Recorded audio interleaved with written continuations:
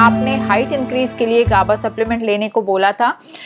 मेरी as 24 years है और आपने 12 PM को लेने को कहा था, बट मैम हमारा फास्टिंग शुरू होने वाला है, तो क्या मैं 4 बजे ले सकती हूँ? देखिए, जनरली गाबा सप्लीमेंट जो होता है ये मॉर्निंग टाइम में लेना होता है, तो अगर आप अर्ली मॉर्निंग में आप लोगे तो भी कोई इश्यूज़ नहीं है, लेकिन उसमें एक प्रॉब्लम है, अगर आप अर्ली मॉर्निंग में गाबा सप्लीमेंट किसी चीज़ विथ फूड लेते हो, तो गाबा सप्लीमेंट का ये एक खासियत होती है कि वो लेने के बाद आपने सोना नहीं है, कुछ ना कुछ थोड़ी बहुत एक्टिविटी आपने करनी है। तो अगर आप मॉर्निंग में उठ के गाबा सप्लीमेंट किसी चीज़ के साथ, कोई आप खीर वीर के साथ या किसी चीज़ के साथ आप लेते हो,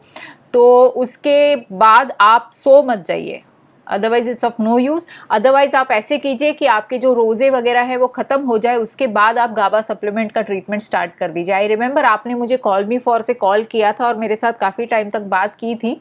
तो ये आपने अच्छा क्वेश्चन पूछा है, तो I hope you got your answer.